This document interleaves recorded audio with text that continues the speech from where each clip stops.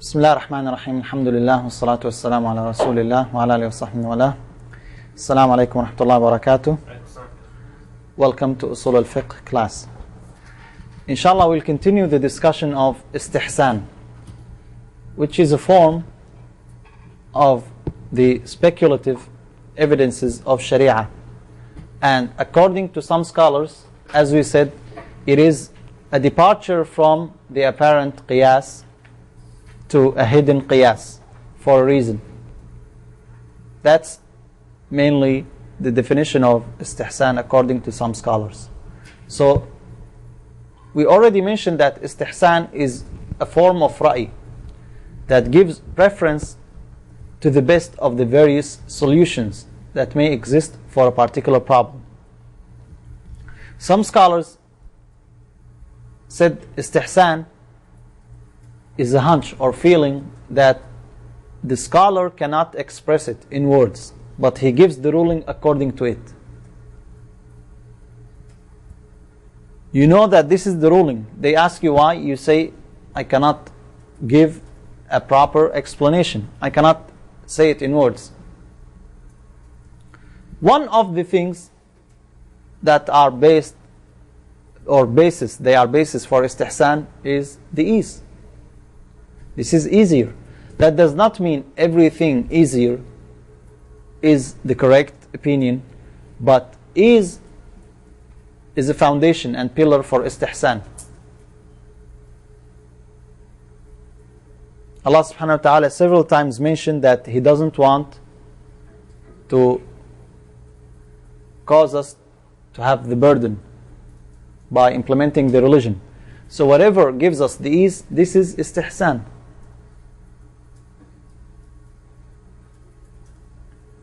Now, if we say istihsan is a valid method of deducing the rules of Sharia, what's the evidence for that? Where does Allah subhanahu wa ta'ala tells us follow istihsan? Is there any evidence for istihsan?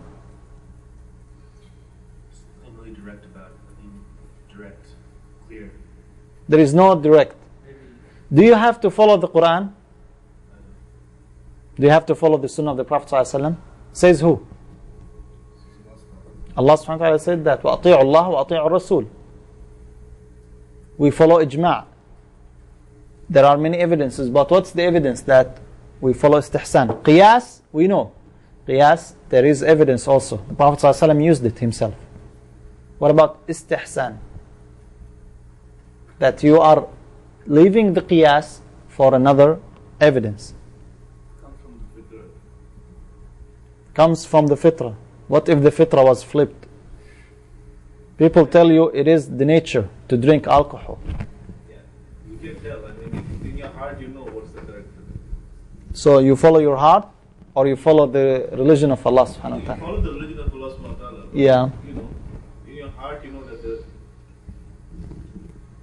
You know what? I cannot put it in words. Yeah, mashallah. You cannot put it in words. So if someone tells you smoking is allowed, you tell him why. He says, I cannot put it in words. Yes. What's been made, Allah says what's been made halal is clear, haram is clear, and the rest is a mercy. Mm-hmm. That's like this design. Because in the absence of a text, then you do what's easy. What Allah has let it give the mercy. The way that you put it, this is another evidence. That's called istishab. That's coming later. When you base everything on what's left and not mentioned, so it should be allowed. As you see, there is no direct evidence for istihsan in the Quran or the Sunnah. But scholars, they quoted that and they all agreed on it. Even though some of them objected to it as the term itself, istihsan. But as we said, Umar radiallahu anh, the companions, didn't they do that? Didn't they act upon istihsan? And the answer is yes, they did. So no one would argue that istihsan is not a form of legislation. Now, the literal meaning of istihsan is what? What's the literal meaning of istihsan? Good. To prefer something over something. Hasan is what is good. That's why Hasan, beautiful, good. Istahsana, you preferred that over the other one. In the process of istihsan, what we're doing, we're saying this is the ruling, but we are leaving that ruling for another ruling. Why? You say because there is an evidence. What is that evidence? It may be hidden. There may not be direct evidence. So we learn from this that you don't apply the ruling literally. For if you apply the ruling literally, what will happen? You don't act upon istihsan. So istihsan means you don't become literalist, like the Zahiriyya. And that's why the first opponents to istihsan are the Zahiriyya. I gave you the example of the bird, wild birds. They should be compared to what? Wild animals. But by istihsan we compare them to what? To the humans. To the humans. Because they don't drink directly and they don't mix their saliva with the water or with the drink. So you can drink and it is pure. It is not impure. That is departure. If you are literalist, you would say it is what? Impure. Now, again, how we say it is not literally implementing the rules? When you apply, as we say, the spirit of the law, not the word of the law, that is istihsan. Now the companions, they made many decisions. They acted upon many things. Let me give you an example. What's the brand of your laptop? Dell. Why? Why not Toshiba? Good. You see, you mentioned the word. Did Allah tell you take the Dell laptop? Did Allah tell you to take the Dell laptop? Did or did not? No. So, isn't there a possibility that what you did is wrong? How did you come to the class? Car. Why didn't you walk? Isn't walking better? Can you quote evidence for every action you do? Now, in some actions, yes, of course. Why you say Subhanallah 33 times? That's what the Prophet ﷺ said. But if you said, I will say, Allahumma salli ala Muhammad wa ala Muhammad, someone will come and tell you why you said it. You'll tell him, the Prophet ﷺ encouraged us. But he will ask you, why you said it at this time? 12:05. Did the Prophet ﷺ tell you to say it at 12:05? Bring me an evidence for that. Can you do that? Bring a single evidence for every single action that you're doing? You cannot. So that's what we say istihsan. General understanding that this is what the ruling means, but in that particular incident it has to be different. Why it has to be different? Because the ruling was implemented to make it easy for people, and in this case, by implementing the ruling, it will be more difficult. So it has to be for that person or for that particular incident what? The opposite or different. Just like as I gave you the example of Umar radiallahu anhu. Why punishment of stealing was suspended for some time. Why you cut off the hand of the thief? Why you cut off the hand of the thief? Why you want to steal it? He won't steal again. You prevent other people from stealing. But if you did that at the time of hunger, would people really stop? No. So implementing it is useless. We don't come and say we will not implement that punishment anymore. No. But at that particular time, for that specific reason, it was suspended. That's what we call istihsan. Umar radiallahu anh did not say, I will cancel a law of Sharia that Allah subhanahu wa ta'ala implemented, or the Messenger sallallahu alaihi wasallam. No. And at the same time, he did not say, I give you authority, O people, to steal. That's not what he did. He's not telling someone, you pray and you don't pray. You do this and you don't. No. All what he did was istihsan for a particular incident, because that's what he felt closer to the spirit of the Sharia. So this is istihsan. Now, as you see, it sounds troublesome. Istihsan. When you think this is good, someone will say, no, that is good. So the religion now is based on what we feel is good, not what Allah subhanahu wa ta'ala says or the Messenger sallallahu alaihi wasallam is saying. And because of that, we have some scholars who denounced istihsan. And we have a famous statement from Imam al-Shafi'i rahimahullah, who said, Man istahsana faqad sharra. Whoever applied istihsan, it is as if he legislated.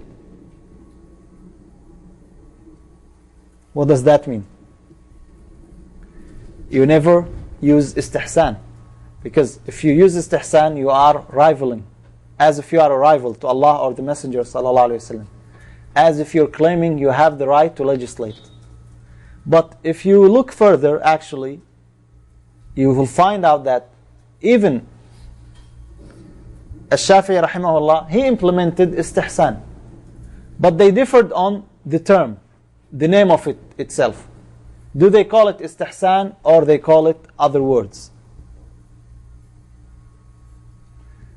Zahiriya and others, they say istihsan is manipulation of the text. One time you say, oh, today I will not do or perform Hajj this year. Allah subhanahu wa ta'ala says Hajj is mandatory, but this year it is not mandatory. Let's close the Hajj. This year no one will go for Hajj. What do you think? Riba is not haram for this group of people. Marriage is allowed for more than 4 women if they were all from that nation. They are very beautiful. What do you think? It is a means of manipulating the religion. But actually that's not what istihsan is all about. You have to have a sound evidence when you do istihsan. But who determines that? You or me? It has to be a scholar. You are not following your desires at the expense of following the Quran or the Sunnah. Because some people will use it, will take advantage of istihsan. That's why some scholars, again, as I told you, they said istihsan is not allowed. But when you investigate more, you will see all scholars in general agreed on it, although they call it different words. Now, the main form of istihsan, the common one, the one that we took, as I told you earlier, is what?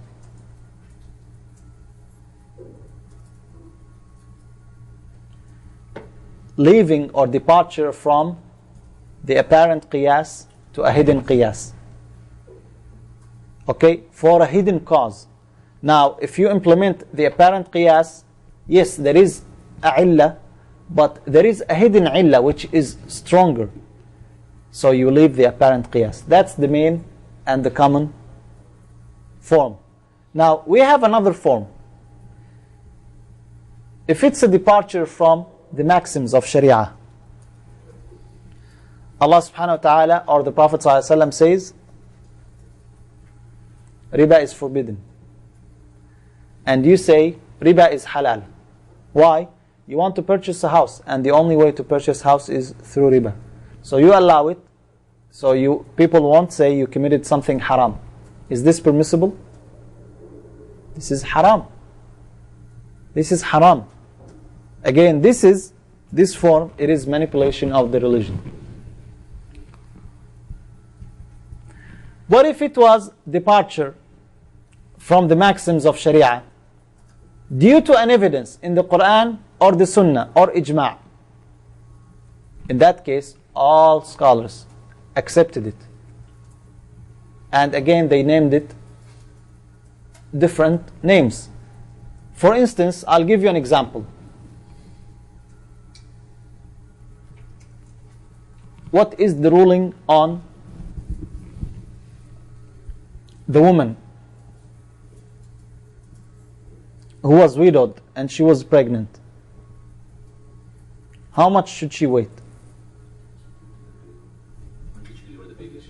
Until she delivers the baby. In general, every woman should wait for how long? 4 months and 10 days. But in that particular case, why the ruling is different? Because of the text. The ayah specified that woman who is pregnant. So some scholars say this is istihsan al-nas. This is istihsan from the text itself. Other scholars say there is no need for the word istihsan at all. It is a text. It is an evidence. Or the sunnah. In general, can you purchase something that is not possessed? For instance, I give you money and you tell me the commodity will become available 1 year later. So I took your money and I will give you the commodity 1 year later. Is that permissible? Yes. Why this is permissible? Because during the times of Rasul, you could go and buy a crop even if it was not like the harvest. During the time of the Messenger ﷺ, it was allowed. This is particular case which we call salam. Salam. Had it not been for this case, it would have been haram. In general, you give the money and you take the commodity. In general, if the commodity is not there, the transaction is invalid. But in that particular case, it was allowed. That's form of istihsan. There is an exception here. But that exception came from the Messenger ﷺ himself. So this is istihsan al-nas. But some scholars say there is no need to the word istihsan. Qiyas, at the same time, now we have from the Quran, we have from the Sunnah, we have from qiyas. At the same thing with qiyas. And the qiyas, the form, as I told you, the case of the bird, the wild bird, and the wild animals. This is called istihsan al-qiyas. Other scholars say no, there is no need for istihsan. It is qiyas itself. It is by itself qiyas.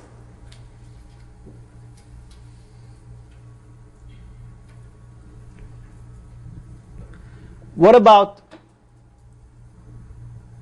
departure from the text, from the ruling that is established in the text for a necessity? For a necessity. The example for this is what? Now, in the Quran, we have what Allah subhanahu wa ta'ala mentioned about eating what Allah forbade in the case of hunger. If you are about to die and there is no food, then what do? You can eat, even if it was a dead body, even if it was pork. What if you were very thirsty and there is no drink but khamr? Can you drink? Did Allah subhanahu wa ta'ala allow it? You don't have an evidence. Yes. Qiyas on what? On the pork being okay. Preservation of life. Yeah. So, do you make qiyas on qiyas? We said earlier, qiyas cannot be made on qiyas. But here in this case, it is istihsan. Istihsan. Just like that case was permissible, then here also it should be permissible. Any case where you allow it for necessity, It is permissible. Why? Because the general rule in Islam that necessity allows what is forbidden. Can you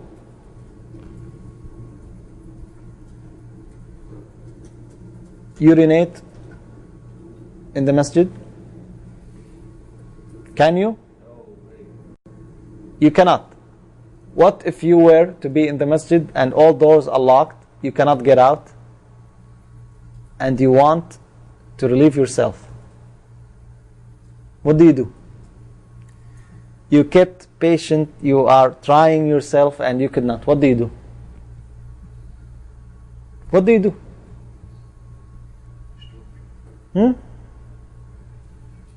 You shake hands with the president? Or you don't? You say, this is the masjid and I will never do it. Does Islam tell you, you cause yourself to die and you don't do it, you harm yourself?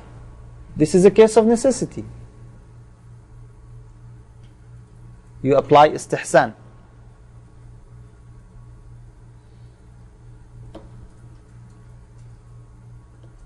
Okay?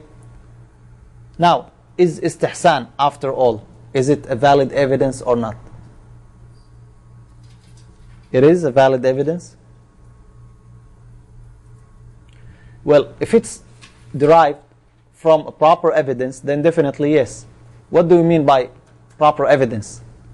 You base your istihsan on an evidence.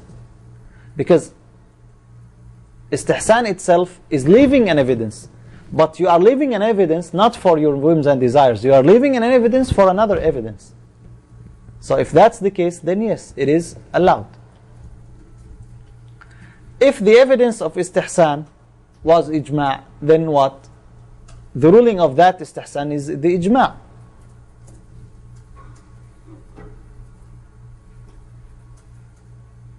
And if it was from the Quran or the Sunnah, it is the same. It is the ruling of that which is from the Quran or the Sunnah.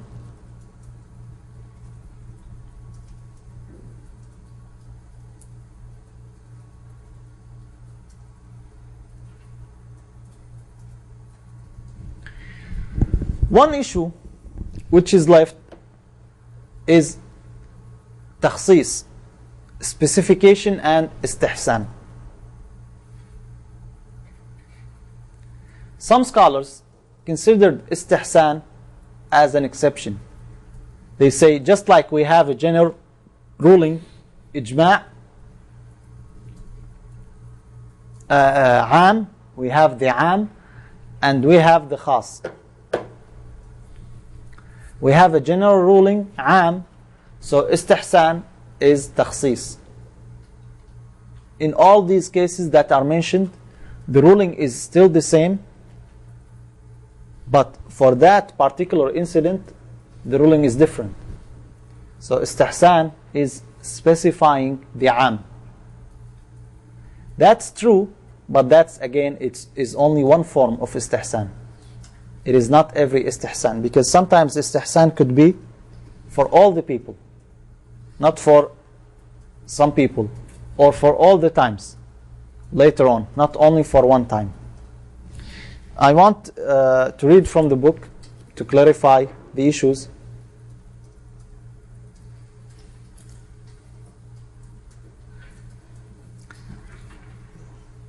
Please open the book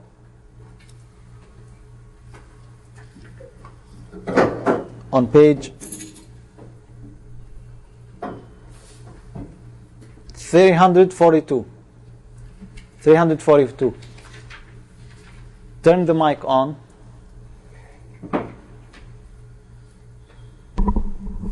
Everyone open the book, please, page 342.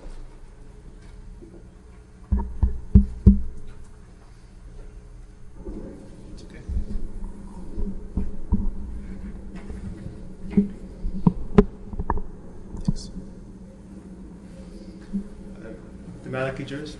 Yeah. The Maliki jurist al-Shatibi. Imam al-Shatibi, rahimahullah, very well-known scholar of Usul. He has a very important book, very advanced book in Usul, called Al-Muwafaqat. has held that istihsan does not mean the pursuit of one's desires. On the contrary, a jurist who understands istihsan has a profound understanding of the intention of the lawgiver. Exactly. So actually istihsan is the opposite of following the whims and desires.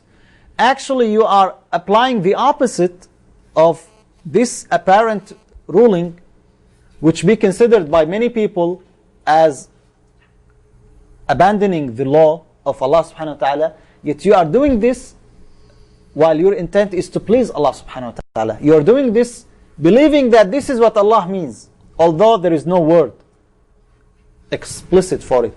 But you are doing this to please Allah. So it is the opposite of following the whims and desires. When the jurist discovers that a strict application of analogy to a new problem leads to a loss of maslahah and possibly to an evil, mafsada, he must set aside qiyas and resort to istihsan.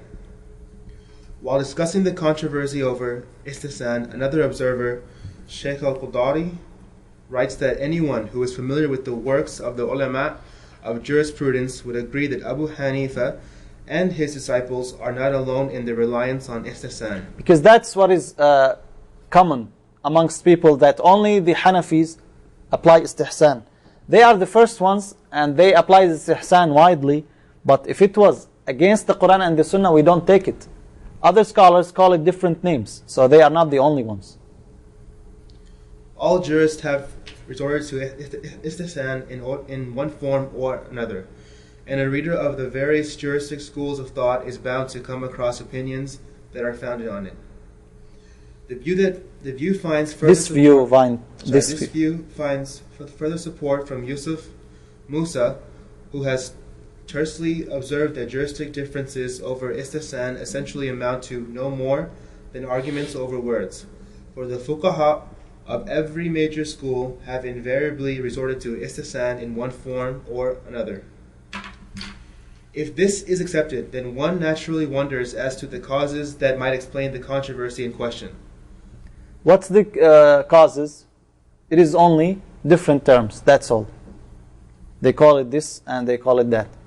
Now, the next issue which is important, page 343, istihsan and particularization, takhsis, specification. Page 343. Another controversy has arisen over whether or not istihsan is in the nature of takhsis.